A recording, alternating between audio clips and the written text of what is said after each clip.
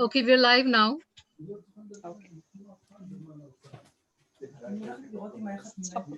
مش on.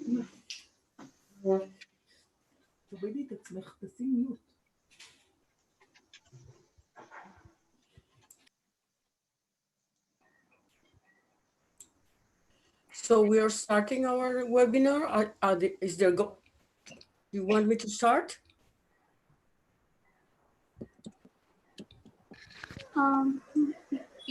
Apurva ma'am, you're saying something? No, Betty was saying, and I thought that she's unaware that she's on mute. Yeah. We'll start in about 2 minutes. The participants are all in. Okay. Yeah. Okay, welcome everybody. Good evening to our 9th webinar in our series of professional development buffet for professionals. Today we have with us Mrs. Tamar Appel from Israel, and so we look forward to having you and hearing from you, ma'am. Mrs. Panchikar, Mrs. Apurva Panchikar, Assistant Professor with the Department of Special Education, will do the formal introductions. But just before that, a few hygiene statements for those who are here for the first time. We request everyone to keep their videos and as well as their mics mute through the webinar. When the session is close to completion, we will request everyone to switch on their videos so that we can click a group photograph. For the duration of the webinar, you can post all your questions in the chat box, both here and in YouTube. Welcome to all the participants in YouTube also. Some of you have already shared your questions with us. They have been shared with a resource person, and she will be addressing them during in the duration of the webinar. Any additional questions that we may be unable to manage due to time, we will email to ma'am, and she will share the information or the responses to those questions. Once again, just reminding everyone to please keep their mics and mics on mute and their videos switched off. Thank you, everybody. Over to Mrs. Panchikar. A very good evening to everyone. So I, on behalf of the Department of Special Education, welcome you all to the online professional development buffet for professionals. And today we present the 9th webinar, Let's Talk Math. Our esteemed resource person is Mrs. Tamar Appel, who is from Israel, and she's an independent researcher in mathematics education for more than 30 years. She's also the head of the SciEdge Institute. SciEdge stands for Center for Instruction of Mathematics with a Humanistic Approach. Her research thesis has contributed a new methodology for qualitative research in math learning. The Let's Track Mathematics methodology is based on analysis of mental movements of students when solving mathematical problems. Mrs. Appel has authored books for learning mathematics in 3 different languages: English, Spanish, and Hebrew. She has been instrumental in designing the Let's Talk Mathematics program for children with special needs. And this program has been implemented in institutions in Mumbai since 2007. Ma'am, I'm so happy that you are here to introduce us to this program that you have designed and giving us a little peek into it. I'm sure that all of us are going to be extremely inspired to look at mathematics in a very humanistic perspective. Because whatever said and done, when it is math, we are always extremely scared of it. And sadly though, math learning has not been too enjoyable an experience for many of us. So I hope that by the end of the session today, we would be, we would be very happy to take forth to our students and even start thinking about this humanistic approach to math learning. And so now let's talk math. Ma'am, over to you. Thank you. Thank you so much. Thank you for this opportunity to be with you. Usually at this time of the year, I do my plans for my annual winter visit to India. And we all know that plans have changed in all over the world. So this is giving me some of the taste of being with among my friends in schools and with people I love so much. And the topic we are going to speak about today is, as you said before, the topic of mathematics. How can we make it accessible, enjoyable, interesting without having stress in dealing with it? फिर नहीं चल रहा क्या था So I would like to start this, this presentation, this talk,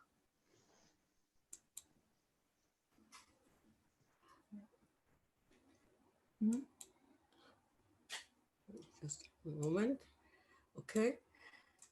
Just giving 2 or 3 words about what is this teaching mathematics with a humanistic approach. Actually, what we are saying is that the most important component in the teaching and learning situation are the people. So if we give them the opportunity to be happy and doing what they want in a way that is enjoyable for them and interesting, we are going to give them a great benefit. We are not saying that we want to add arts, sculpture, or music to mathematics. It's okay with that. We are focusing on the people that are involved in this educational environment. And I'm going to start this with a story. The story about this little girl who was in grade 6, and she was very good in maths. So one day when the teacher gave her an exam and on factorization of numbers, she just enjoyed doing it and waited for the results. And when the results came, she failed. So actually, she was very worried. What happened? Suddenly. But the mother was worried more. And that mother was my mother. And she was so worried that she decided to take a special car and go 1 hour from one side of Havana to the other side of Havana where we lived to meet with a lady that had a special school. In this little school, I met with the lady for 1 hour. She didn't explain anything to me. She just told me, draw some rectangles on the board. This was the board. And tell me the area. And I did that for 1 hour, writing, drawing, calculating. And then I came back. I never saw her again in my life, but I don't forget that moment. And the next day, I went back to school and the teacher gave us the papers. So I understood what happened. I was sitting on a chair where the angle of the light from the window was showing wrong numbers or the numbers not in a proper way on the blackboard. So I wrote the wrong numbers. That was all what happened. But this was not enough for me. I learned from this situation something very important. First of all, I learned that I learn in a visual way. I also learned that it was for me the first time that somebody will let me learn mathematics without explaining anything to me. I had the experience, I could answer the questions, I could do anything that I wanted in that environment. So other things I learned is that mathematics is a visual discipline. It deals with ideas, but how do you have never met any triangle walking on the street or any number 5 hanging from a tree. So how do you translate those ideas to something that people can manage? You translate it using symbols. And these symbols sometimes are confusing, but we need to know how to understand them, and they are visual always. Other thing I learned is that not everybody deals with math.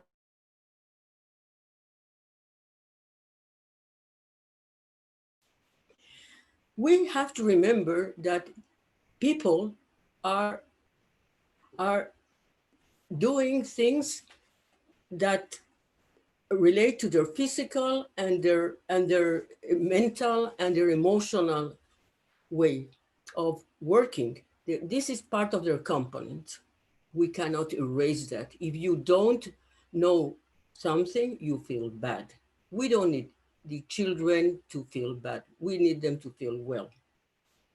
The other important thing I want to share you at the beginning of this talk are three of the most important factors influencing mathematics learning.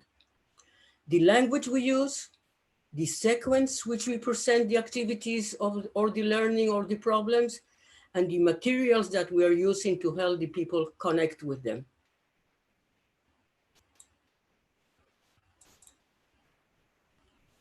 But I can explain a lot.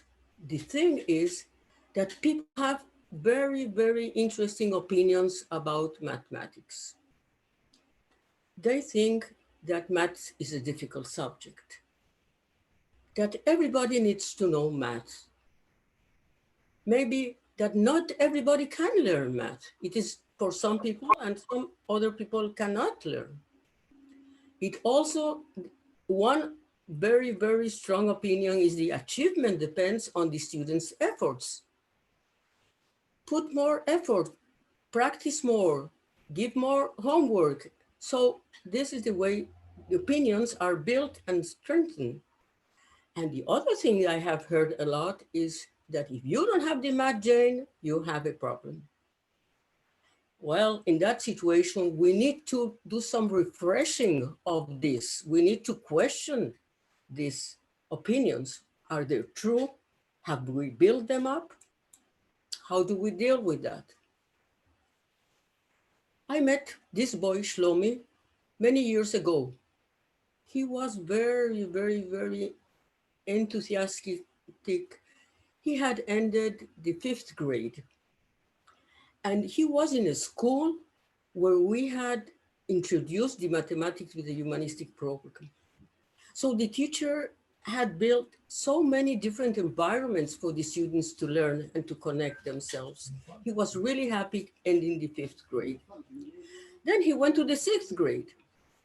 And when he went to the 6th grade, the counselor of the school called me and said, what's happening with this boy? He was so good last year. What is happening with him today? So I met him, and he was very, very young, 10 years old. And he just told me one short sentence, Tamar, I don't learn this way. I don't learn the way the teacher is teaching me. And what happened, the teachers had changed, and the new teacher didn't know how to manage the environment in the other way. So he was very, very frustrated, and he wanted to do something with that. We spoke with the teacher and things worked up. So we were able to move using the cooperation of Shlomi and the teacher and the principal of the school from frustration to satisfaction, from not knowing and not learning to learning. And this is raising another question. How can you learn? How do you learn? How do we learn? And we have arrived to these conclusions that you see here. You see all these pictures are pictures of students in different schools, in different places. There's only one special picture here of a lady sitting on the floor in a bookstore in Oxford Street in London, looking at a book. We will speak about her. We will know her better. Why is she doing that? But all of them are just letting us know, well, you cannot play a game without being involved. So you cannot learn without being involved. So why don't we flush the cards? Why don't we give environments where learning is like a game? You are involved, take part.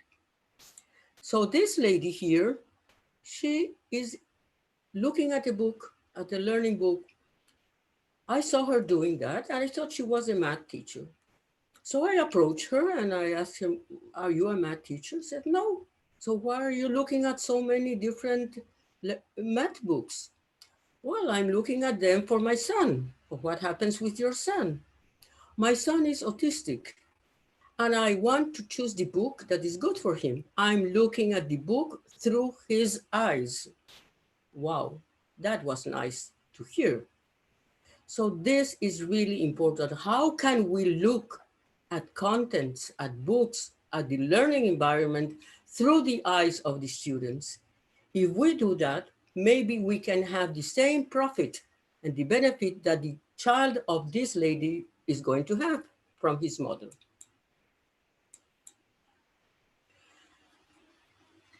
What is she telling us? She's telling us that the key for successful learning is finding the proper way of connection between the learner and the content. So we can look for that. We have to ask ourselves, how can I connect the learner with the content, but a proper connection, not artificial, a natural, a fruitful connection. But since teaching is making effective and meaningful connections between the learner and whatever, I am going to go away a bit from the technological icon, and I tell you I prefer this one. I prefer looking at this home, at this table, where this lady has prepared a beautiful, beautiful and inviting lunch for all of us. And we are just waiting to take a chair and sit down. So which materials to choose? How do you use them? How do you present them? How much of everything do you need to have? How do you smile when you are inviting your guest to sit with you? This is one thing coming from a Bombay house that I wanted to share with you. I prefer these connections.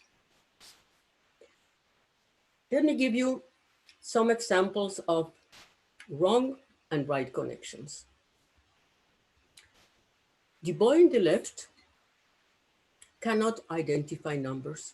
This picture has been taken in the math lab in Sadhana School in Bombay. And he's being asked to give the numbers in reply to the question, the request of the teacher. See what happens. Number 3. 3. That is 1. That is 2. 3. Give me number 5. That is 4. 5.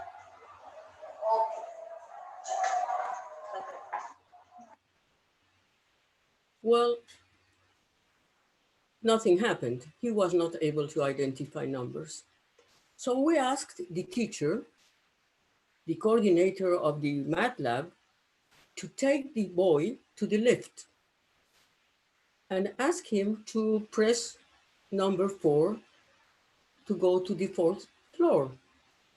And you can see what he did.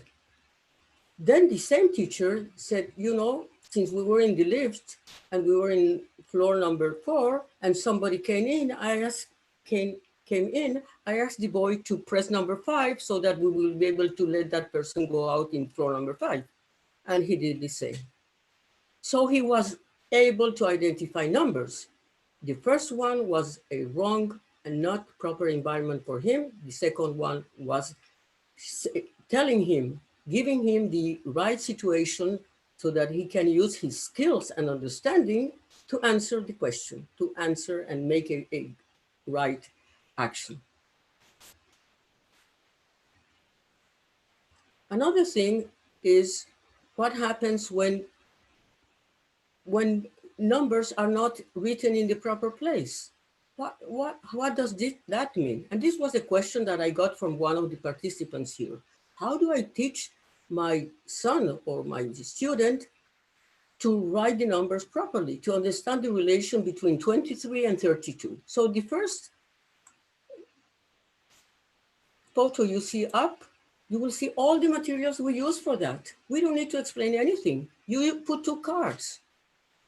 And the student, the boy reads the numbers there. And then he has to decide. He wants it to be 96 or 69. Why? Because he wants to put the little teddy bear in the proper place. And then he will have some advantage in this game, which is a very, very simple and interesting game. But if he wants to change the position of the cards and to make it 69, he will place the teddy bear in the 69. So he's learning how number place influences the number, the writing, the place, everything in a very, very simple way. But when we speak about numbers and places, there is something else added. It's not something mechanical only. There is something that relates to understanding. So then we use other materials.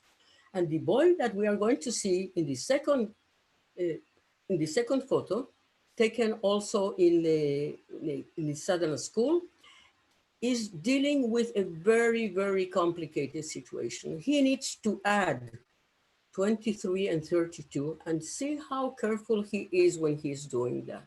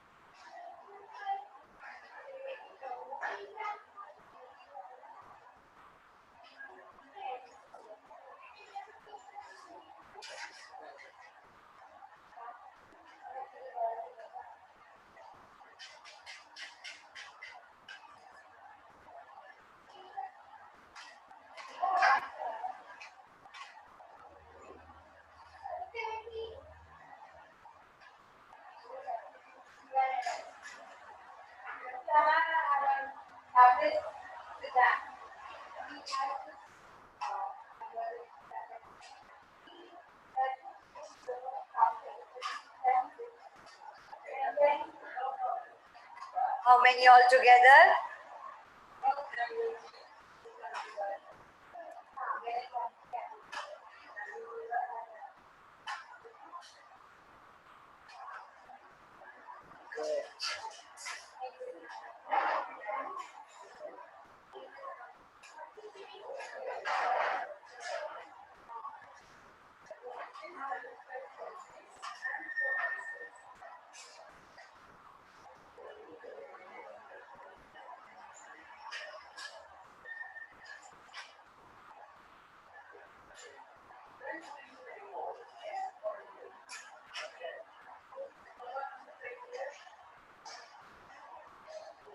How many? Very good.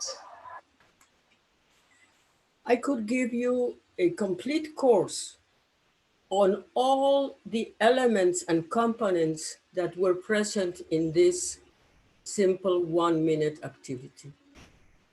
This boy has been translating from the number, which is written in a car, to materials.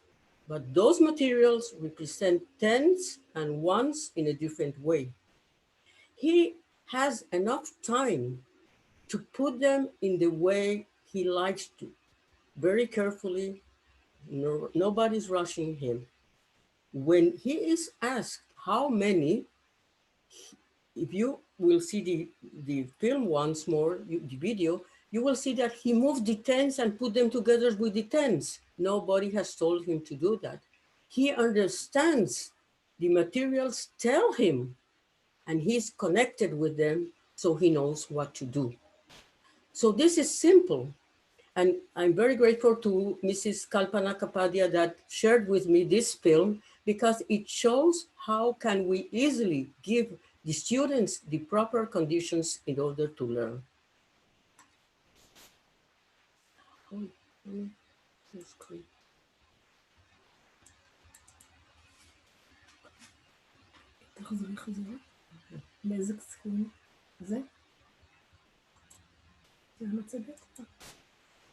Okay.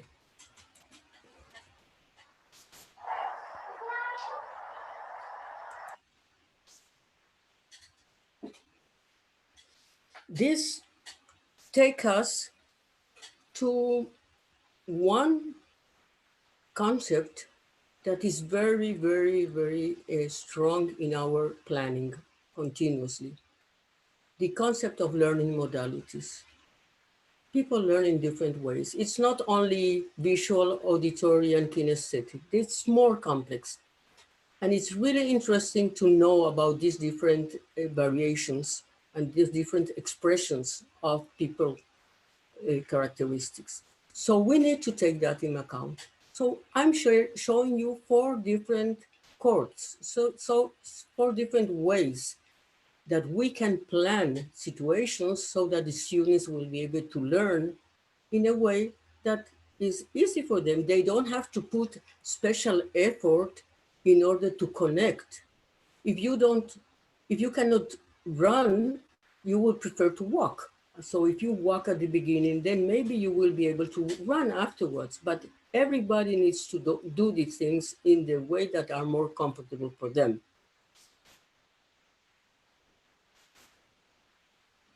And adding to that, the idea of the learning modalities, I must say that ethical considerations are very, very important. We respect. We don't want the pupil to change. We want him to learn and, yes, develop in a way that is beneficial for him and for society, in a way that he can internalize his skills, his knowledge, in a way that he can be part and integrate with the working atmosphere, with the society, and communicate and know what's going on. But we don't want him to learn in a way that is comfortable for us. He should learn in a way that is comfortable for him. It would be easier for him.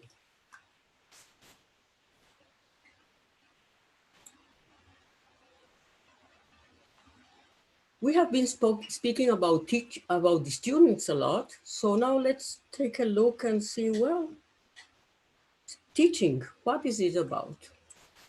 And in teaching, we have three different dimensions that we have to take in account: the theoretical guidelines, the concrete tools that we can use, and the dynamics of teaching, the process. Theoretical guidelines means looking at curriculum, looking at research. Concrete tools are the learning materials we want to use, and the dynamics of teaching relates to the methodology. How do we want the teaching to be happening? And I'm going to speak a bit about these three factors that I pointed out as important in mathematics learning. Language. So let's start with language. Language needs to be language of the teacher, language of the books, has to be very simple, very clear, very accessible, understandable. If we use words that have double meaning, we need to be clear about that. If we use the word table, we know we are referring to that chart in our books and not to the table we eat on. And there are many, many examples that relate to language. We don't need to use the imperative all the time: write, cross, connect, and this in the learning books. We can invite the students to do these things. They will be very, very happy and willing to participate. Sequence is another important issue. We need to build learning in three different stages. The first stage is the connection stage, is the foundations. There, everybody has to succeed. Everybody has to be it has to be easy. It has to show what are the skills and the content involved, but you need to connect with them. The student needs to be able to connect with them. If you need to explain something at that stage, you will need to explain everything and this is not what we want.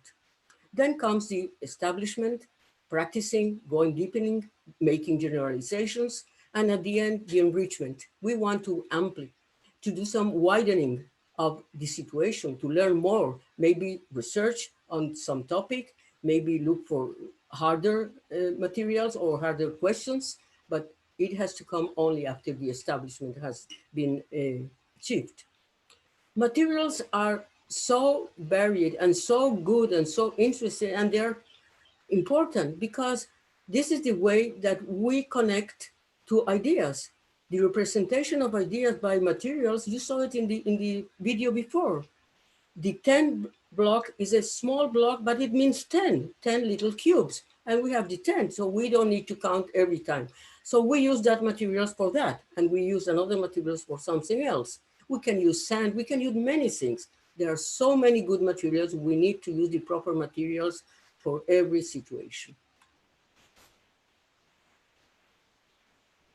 And speaking about materials, I want to show you something interesting. One of the topics we were involved upon request of the different people, teachers and principals in schools, is the topic of money. So actually, what did we do? We heard the language. When you go to buy something, you know to need how much money you have. But I'm now going to speak about something else. You have the money, and you're going to look at the price, and you're going to look at the money you have, and you want to know if you have enough money or not. So in school, when we speak about numbers and this is greater than the other, we use the number line. But when you go to buy something, well, you say the price is high or the price is low.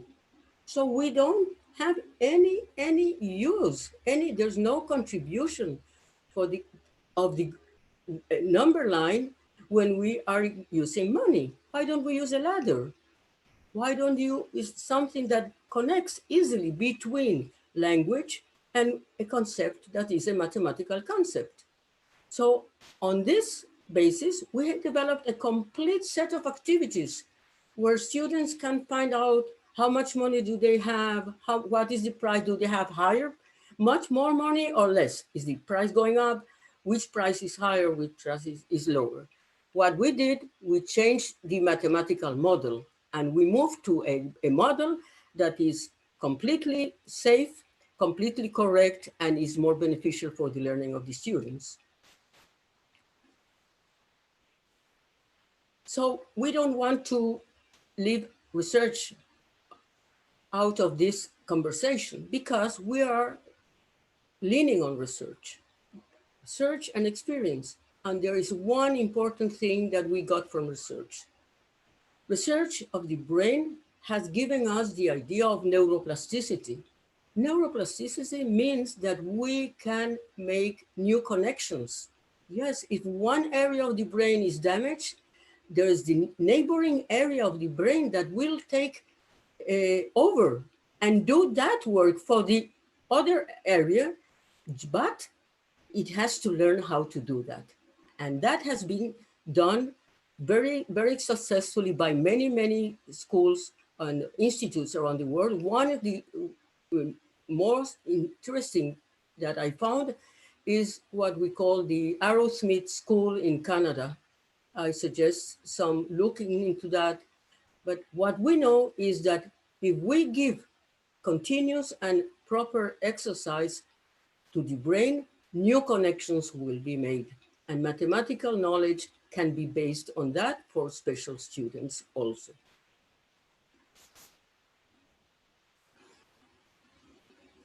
Having all this in our suitcase already, let's go to simple things. We're concerned with special students, but not only special students, but let's take a look at special students. How do special students learn math? What content should be taught? All of them, some of them? How should we plan the teaching?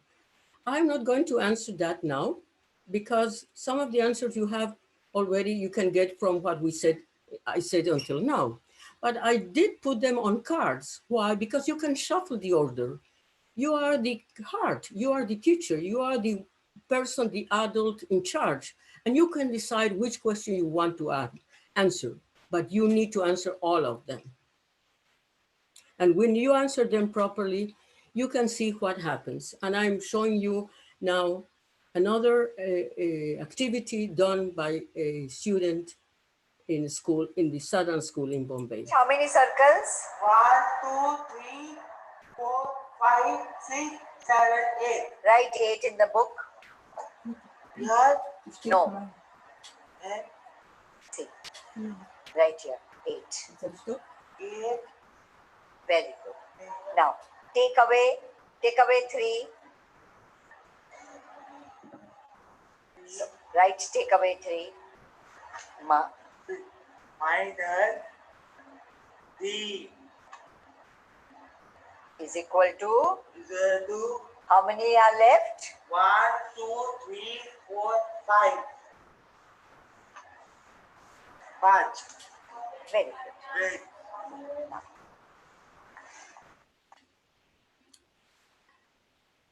You see, the teacher didn't explain. The teacher is involving the student in subtraction and is translating from concrete to symbolic. Some preparation has been done in advance, but it is happening in a very, very clear and pleasant way. If you take a look, these counters, we call them counters, are on a white cardboard. We always use this is what we call the working or the learning area. Everything has to be very, very far from there. When we learn math with special students, we want them to concentrate on what they're doing. So the table is going to be covered with this board and the activity is going to be done on that. The one thing I want to mention now and relates to the questions I pointed before is that we teach subtraction before we teach addition because subtraction is easier to learn than addition. For some very strange reason, we teach addition always before. But in subtraction, you see the whole of the set in the beginning, and there is no problem you can take out, then you know what is there. And this is the way that the mind works. So we are supporting that way that the mind is telling us we want to learn this way.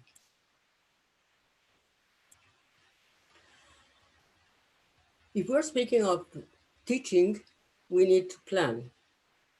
So I want to show you some of the questions we ask ourselves. I'm not asking never what I am going to teach tomorrow. I'm asking myself, what experiences will enable the student to learn? What materials we need in order to have him learn that? How will we phrase instructions or requests? Because language has to be simple. How many participants will be taking part in the activity? And how are we going to divide this time span? So starting with the experiences, we go on and on till from the big details to the small details, to the practical things like how much time for this and how much time for that. If we are in a Corona situation and we need to teach by Zoom, we need to ask ourselves another questions. What experiences can be activated in the Zoom modality?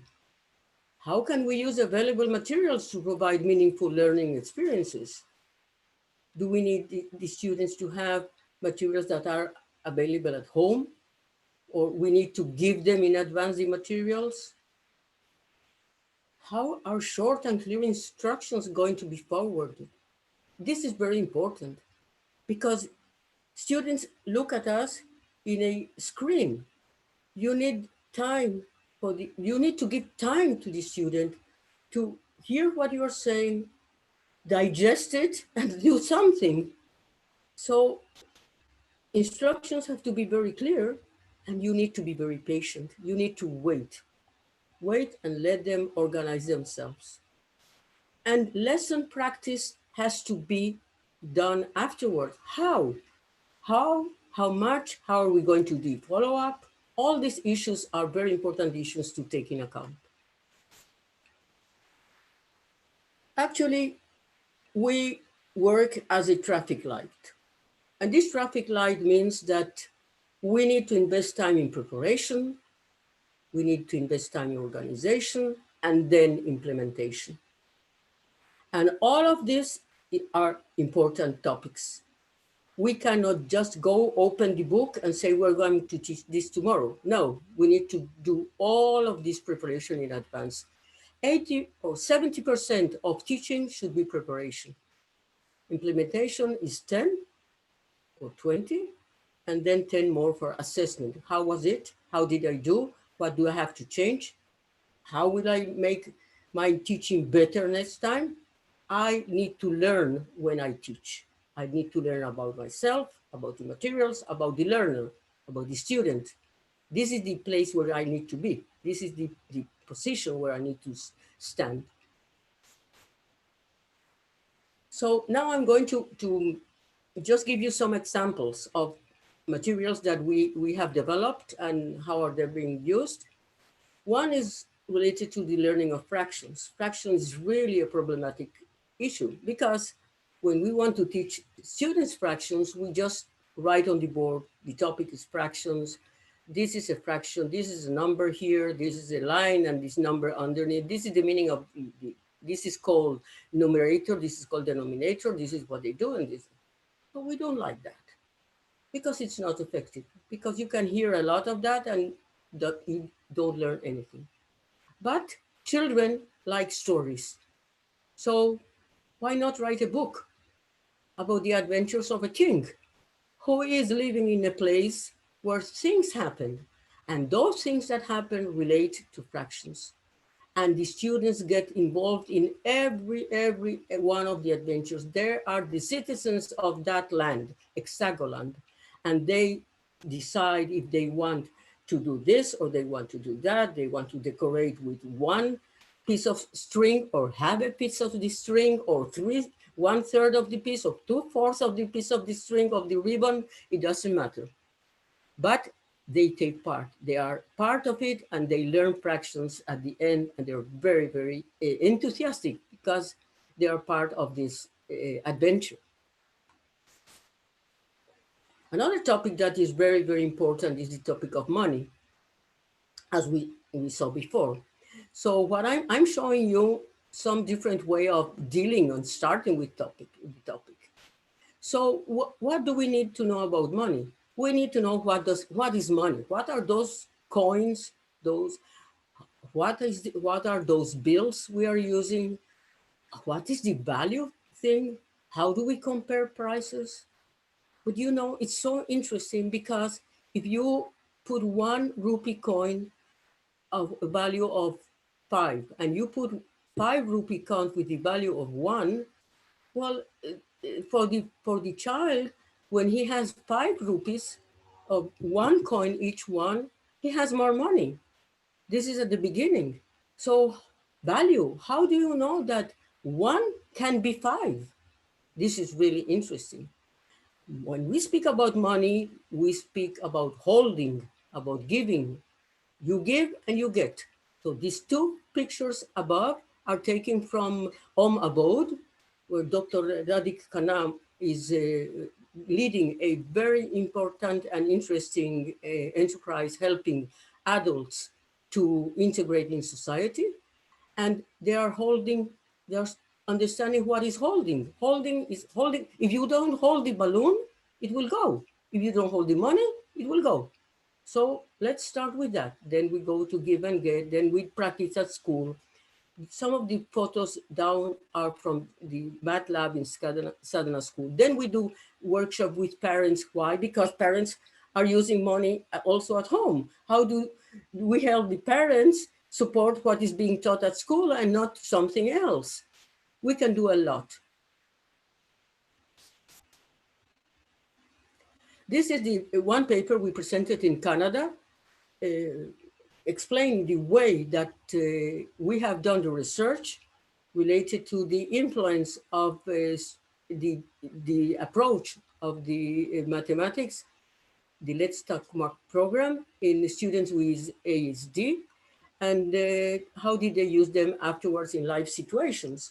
And I want to share with you another story, very interesting. One day, I heard from Mrs. Kalpana that from the math lab in Sadhana School, that after having 1 or 2 lessons on money, one student came back and very happily and shouting said, well, you know, ma'am, I went yesterday to the movies and I bought popcorn.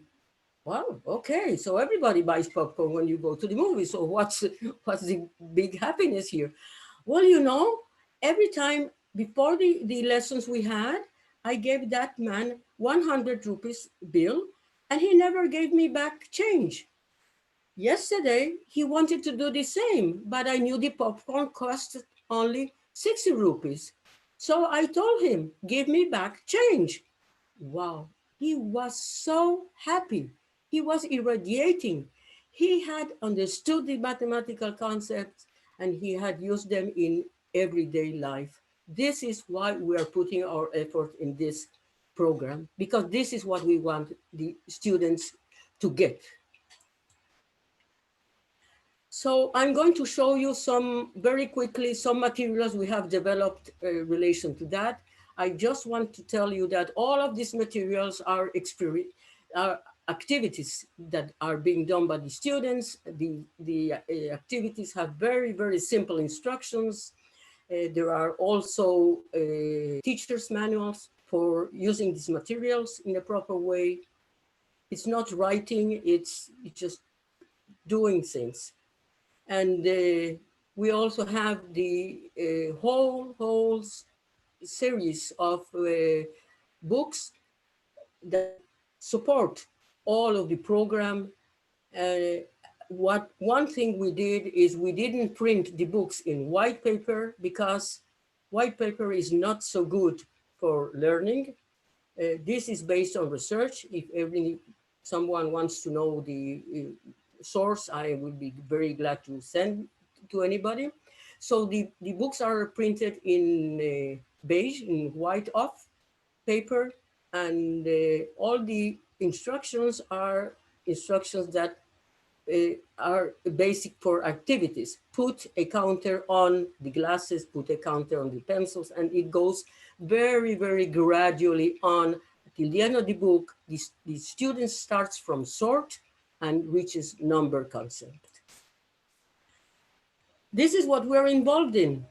This is what we do. And we're very happy that we can contribute in so many and different aspects with the educational community all over the world. We have books in Spanish, in Hebrew, in English, and workshops also in the 3 languages. So this is my address. In case you want to ask any questions, I will be very, very happy to answer you after this seminar, after this webinar. And I hope that we will be able to give the proper replies or even send you materials that will help you move forward this approach in education. Thank you.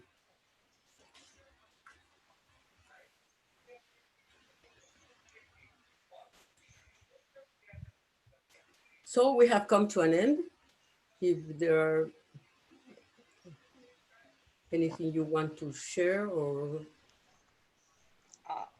Yes, thank you, Tamar. There were some questions sent to you. Will you be able to take those questions which we had sent to you beforehand? Well, yes, some of them I already answered.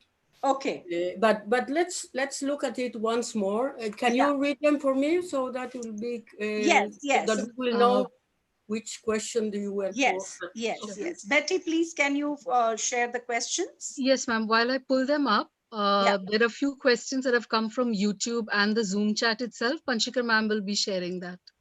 And the ones which we had already shared with her. I will after that, ma'am, after this.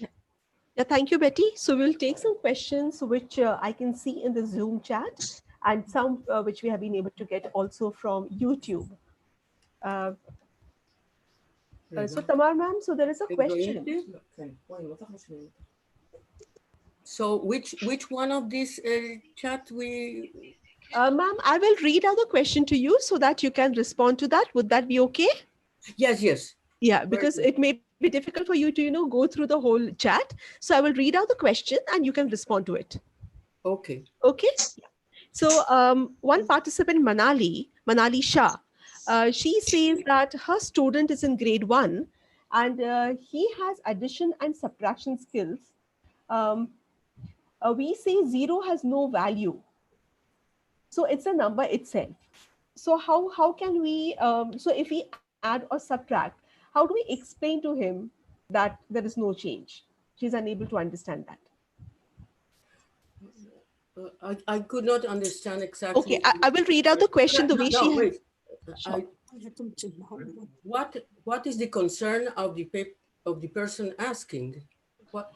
How does one teach the student to understand that when you add 0, the value does not change? Oh, Add or subtract. Yeah. when you add Add. quantities, Yes. the value does not change. Yes.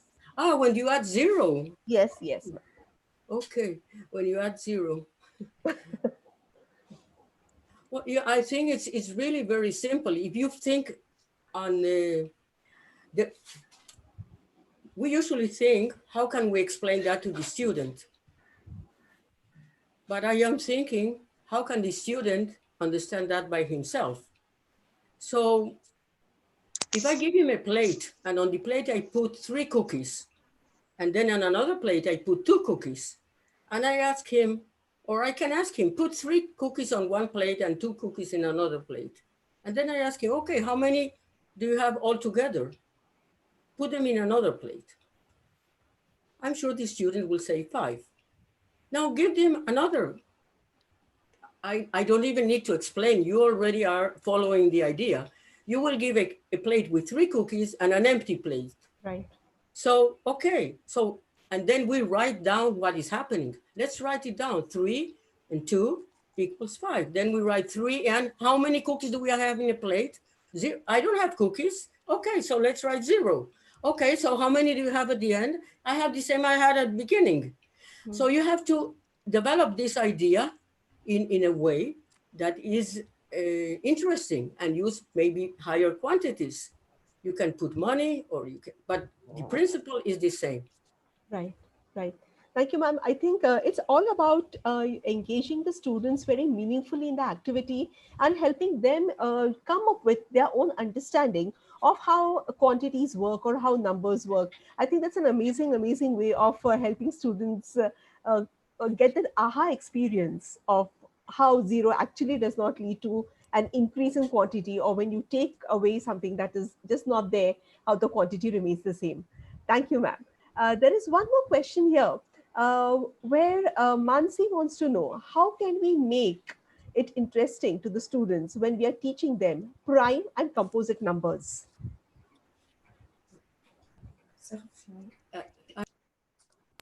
I had some difficulty hearing How to yes.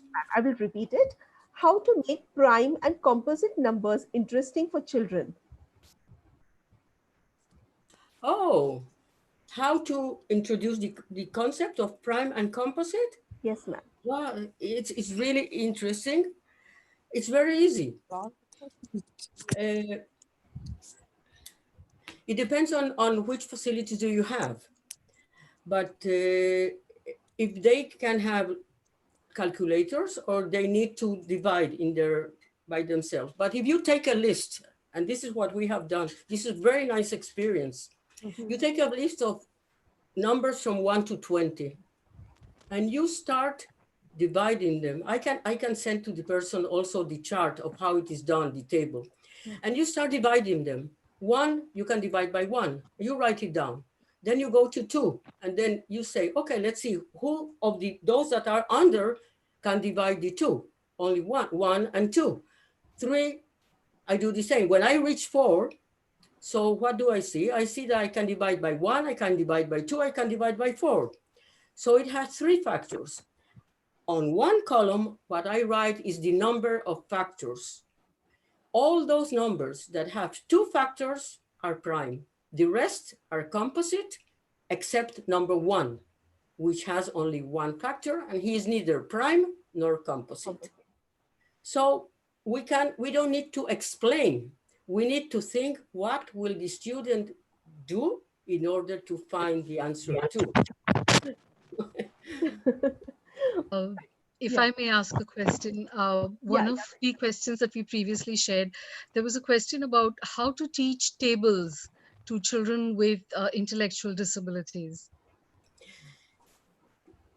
The importance of teaching tables is not so much because of the tables themselves. It's more important because it develops memory skills. So if students learn the tables, they have practiced and have enlarged the memory area in the brain. But we usually think that if we repeat the tables, and maybe we did that so many years ago, that was the way we were learning tables. But children that have difficulties, the best way to do is to give them, those sticky notes. Give them one sticky note and you choose only one exercise you want to remember. For example, 3 times 2 equals 6. And you write it down in another sticky note. And then the student writes it in 5 sticky notes. And then you put it all over the house, especially in the back of the door of the toilets, because there we sit and there we see these 3 times 2. So the mother goes around and say, hello, how are you? Good morning. You want some tea? Yes, okay. Can you tell me how much is 3 times 2? And then the answer comes. So when every time this comes, 3 times 2 is 6, then you ask the student, take down the sticky notes. We will write new sticky notes. But then you have a small piece of paper where you start writing all those numbers, all those exercises in the multiplication table that I know. At the beginning, it will be this long, but at the end, it's long, long, long, long, long. And it works. I must tell you, we did this with students in a school, and one day I forgot about all this system, and I came to visit a school, and the boy named Maor, we were in the recess. All the children were just running around, and he just stood in front of me and looked at me and said, Tamar. I looked, hello, Maor, how are you? He kept looking at me, and then it clicked. We had an agreement last 2 weeks ago that he will be practicing how much is 7 times 8. So I said, okay, yes, 7 times 8, Maor. And he said, 56. So he was so happy, and this is real. This happened. It happens. They get engaged. This is their thing. You cannot memorize anything if you don't want to memorize.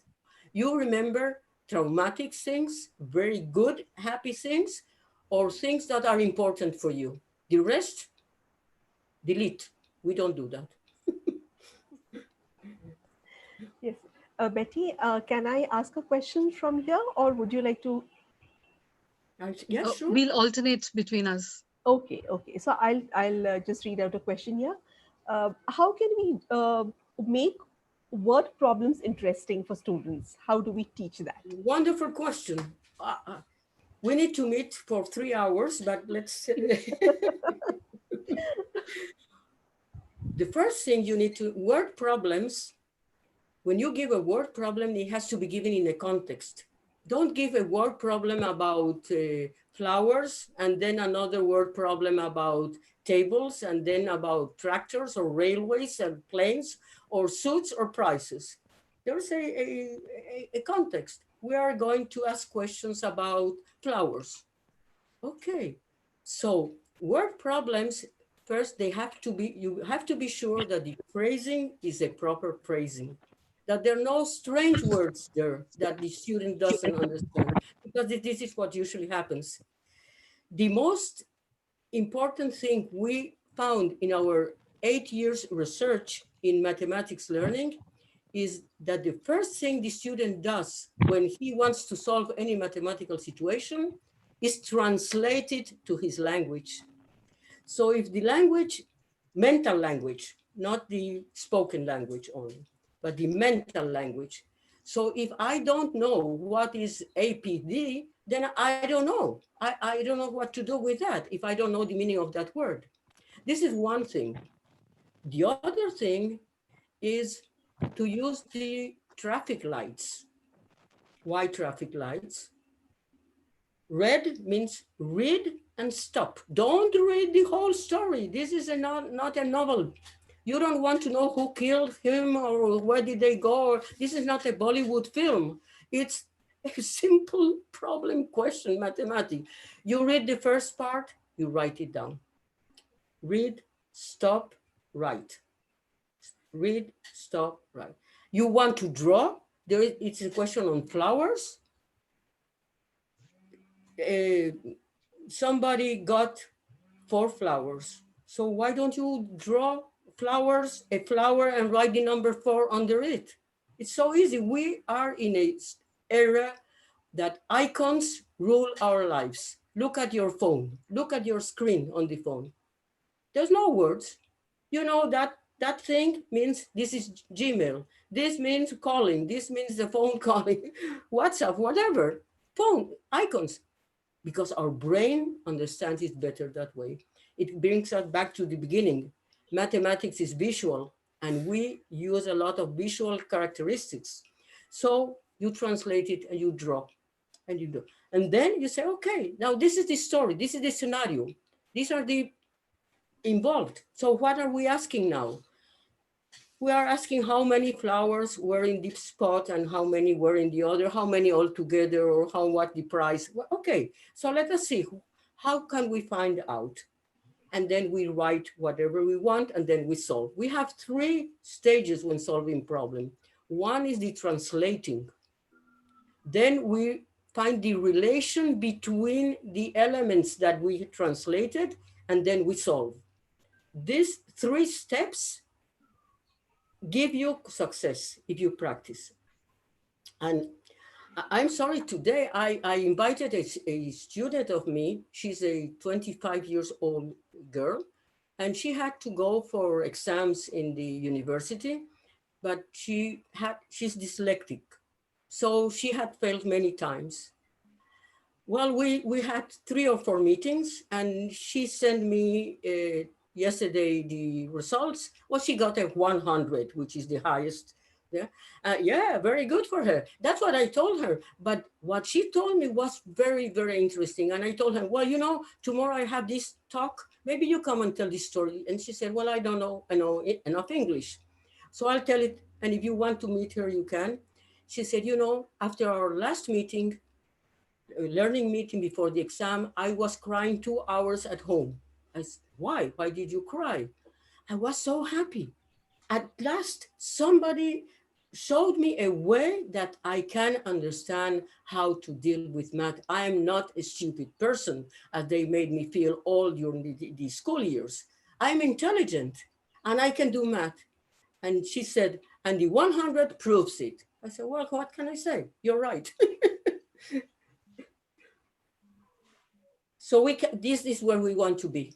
We want to have those people around not fearing with the math and being happy. And I must say something that if I have 1, 2, or 3 minutes more, one, I was giving it's just to let you know how this story of all the work with India started. And it happened that the Ministry of Foreign Affairs here in Israel gives courses for people that, educational functionaries, people that deal with education. And I was invited to give a 1-day workshop and lecture on special mathematics for special educators. And well, I ended at the end, and people came, some asked questions, some said we're happy and this and that. And one lady from India approached and said, well, you know, Tamar, this is what we need in our school. How do we get you to India? And I looked at her. That was November 2006. And I told her, well, it's very easy, you know, because in January 2007, I'm going for a meditation Vipassana course in Igatpuri. So I just will be some days in Bombay and I will do a workshop and let's see how it goes. And this is how our romance with Dr. Radhika Khanna started. And from then on, every year I have been coming either for the Sadhana school. Now she's dealing with other things in Om Creations and Om Abode, and for Sadhana school also. And we have the feeling that people have benefited from our joint venture, from our joint efforts here. And I'm very happy to thank also Professor Ban for the invitation, that it's like giving us the opportunities to say, well, it's not for a small group of people, more people can benefit from this. Oh, mommy's.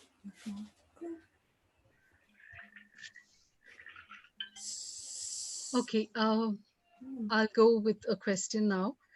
A participant has asked, writing of numbers in proper place value column, right from pre-primary, it becomes very difficult to make students unlearn the wrong way and learn the proper way of writing in proper columns.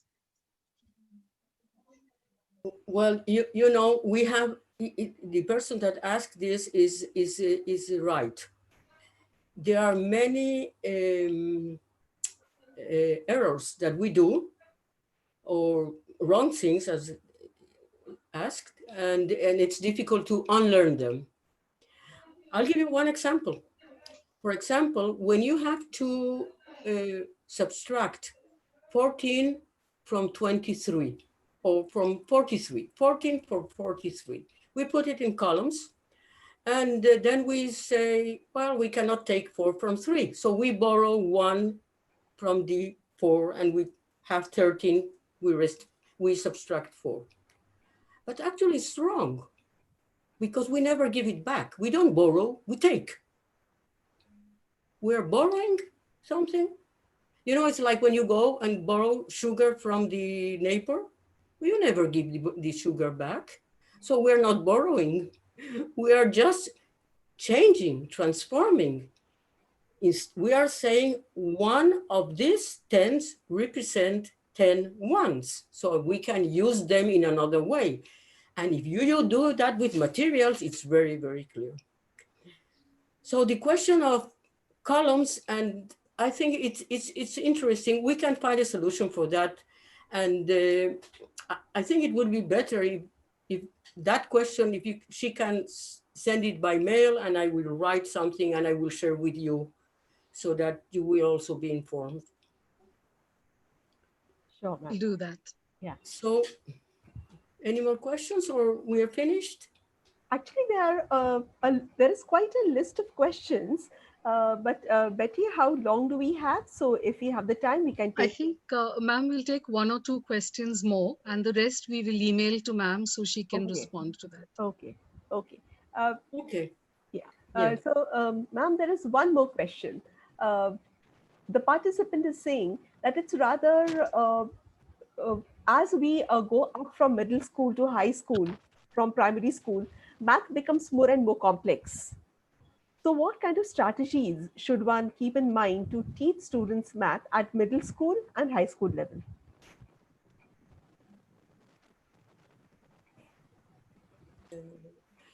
But you know,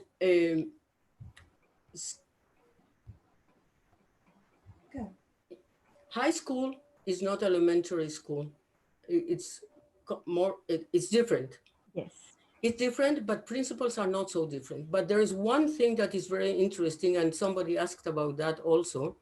It's when we go from elementary to algebra, from arithmetic to algebra, you start using letters as symbols.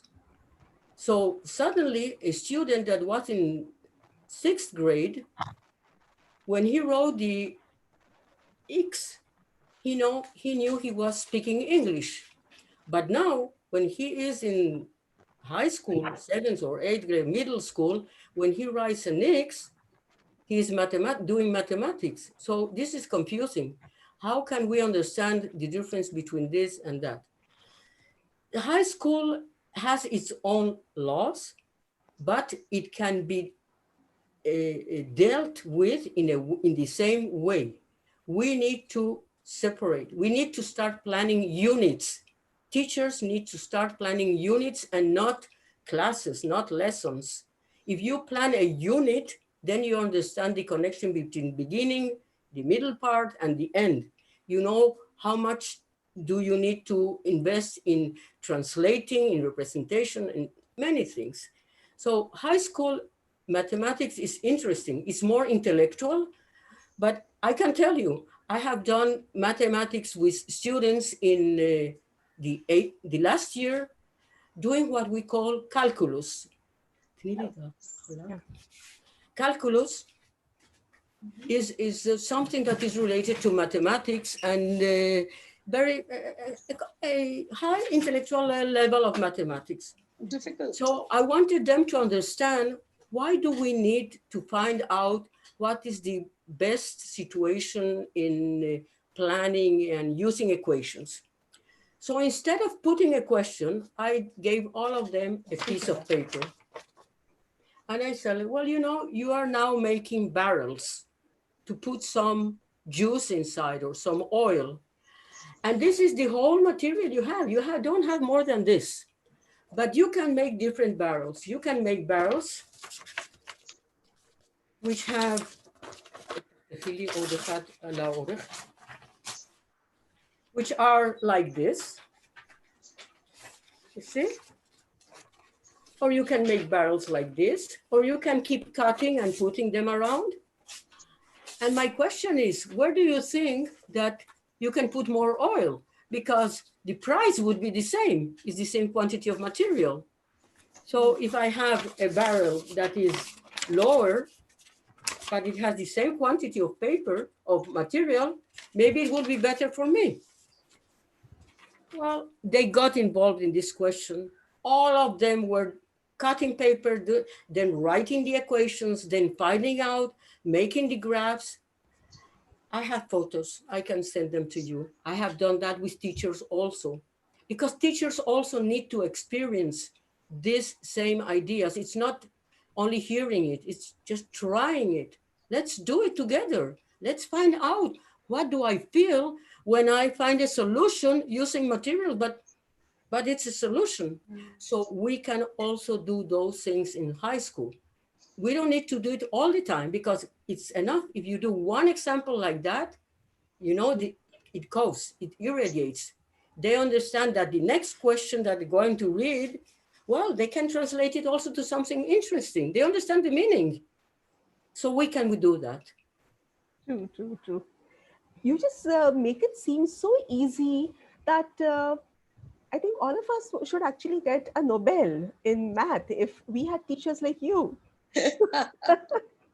Yeah. Yeah. Uh, I think we should probably stop taking questions. Yes. Some which we can definitely send to ma'am, and we can communicate the answers to our participants. So, Betty ma'am, if it's okay, I will just close the session. Can I just? Yes, ma'am. Ma'am, just want to acknowledge the fact that Dr. Radhike Khanne is there with us in the webinar. Ma'am, if you could just switch on your video so we can all see you. Yes, and I want to take this opportunity to thank Dr. Radhike once again. Can you hear me, Betty, now? Yes, ma'am, we can. Okay. Dr. Radhike, thank you so much for connecting us to Ms. Tamar. It's really an honor to have her here and learn so much from her. So, Ms. Tamar, I think this was just a peep into this whole thing about math is huge. It's like a sea.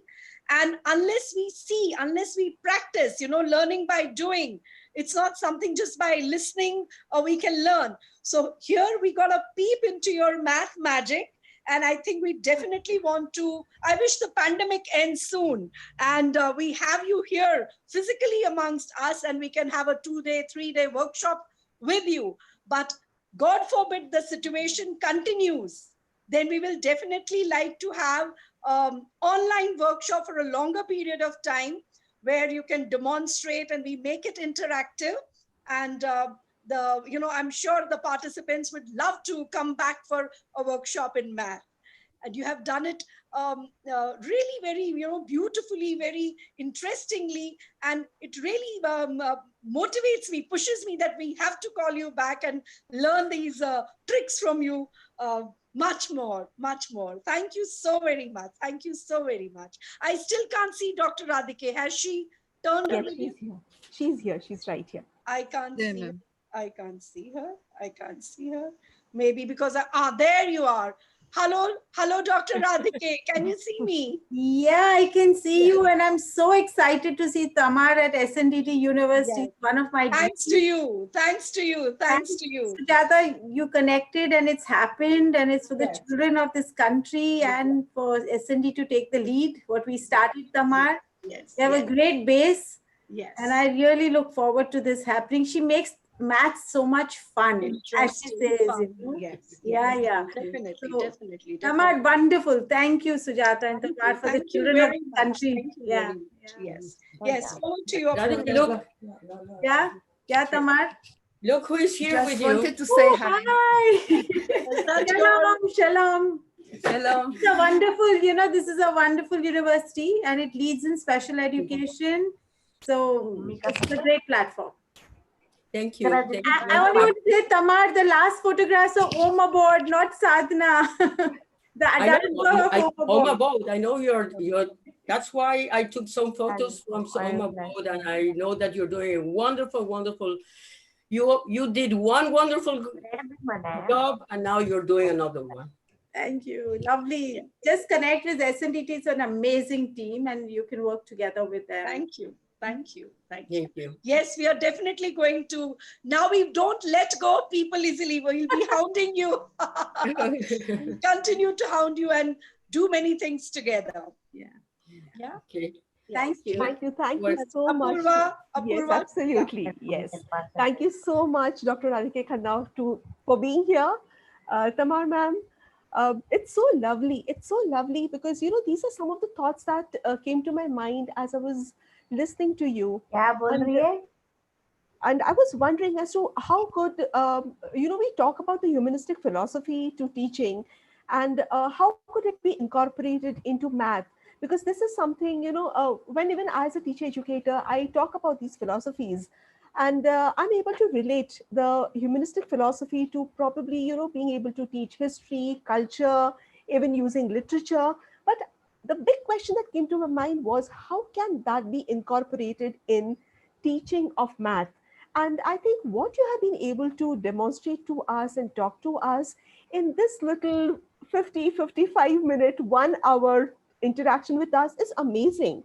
Because I can see that the incorporation of all these activity-based, activity-based teaching learning environments that are being created are so authentic. They're so engaging and meaningful that definitely a child is going to want to learn more, is want to engage in that activity and acquire the concept. Something that seems to be so technical just comes to the child because the child is engaged.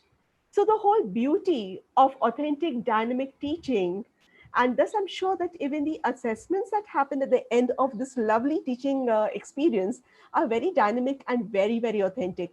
So students might And be creative. very sad to let go of you when you start teaching them. But we are very happy that we got an opportunity to connect with you. And we are happy that we were able to get so many participants on Zoom as well as on YouTube to understand this humanistic approach to teaching math through Let's Talk Math for children with special needs. And also Let's Track Math, which I don't know how different that program is, but I'm sure that looking at the basic principles and the basic tenets on which this whole program is based, we would really love to know what it is all about. And we are waiting for you to come and teach us more. Thank you so much. Thank you. I'm happy we are doing this together, and let's see what happens on. Thank you. Thank you, ma'am. Thank you. Thank you, Vanshika ma'am. Thank you, You Dr. want to take a Kumar. picture, Yukti? Yes, You ma'am. want to take Yes. Okay. Yes, ma'am. I was just going to announce that. So I request everybody to please switch on their cameras, and as usual, Yukti ma'am will do the honors of taking the pictures. Rakhi.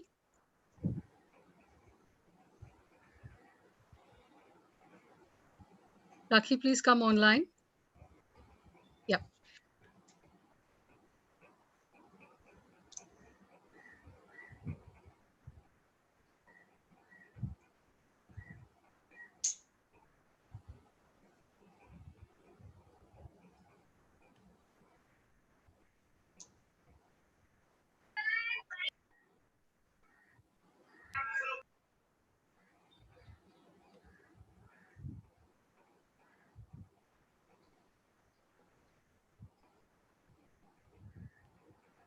Done? Yes. Yes. All right. So thank you to everyone. Thank you, Mrs. Appel, for being here and sharing all your knowledge and information. Definitely math looks like a lot more exciting ball game than it has all my entire life. So we look forward to hearing and learning more from you. And the participants also feel the same. Messages have been pouring in, right, almost from like for 10 minutes into the webinar, saying what an informative session and how much they're enjoying it and what insights they're getting into math. So thank you everyone, to the participants for being here. Thank you to Rakhi, our outreach partners, that's Teachers Help Teachers. Do visit their websites for workshops and activities and programs that they do conduct. Um, the feedback link is going to be shared shortly, both in YouTube as well as in the Zoom chat boxes. Please ensure you make a note of it and fill the links. Kindly ensure that you are entering your name as well as your email addresses correctly. It's really sad when mails bounce back because there are errors in the email address. Also do check that when you are entering in your name, you're entering both the salutation as well as your full name and not just only the salutation. So that brings us to the end of this webinar. We will see you on Friday at 4 o'clock with Mrs. Nandini Rawal, who is our next resource person. And she will be talking to us from the perspective of visual impairment and the pandemic. So thank you, everyone. Let me add here, Yes, ma'am. Betty. Yes, ma'am. The next speaker is someone who will be, enthralling you all. She's one of very popular international speaker. She's a well-known name in the field of visual impairment. And she's the executive director of Blind People's Association, which is in Ahmedabad. And I assure you, participants, that you please all come back and tell others also that it's going to be one engaging, one informative, and one great session. So do come back for our next webinar with Mrs. Nandini Rawal. All right, that's it. So see all of you at 4 on Friday. Bye. Bye-bye. Bye-bye. Bye, Tamar. Bye. And we'll be connecting soon, okay? We'll be connecting soon again. Yes? All right, all right. Bye-bye. Hi, Anuradha.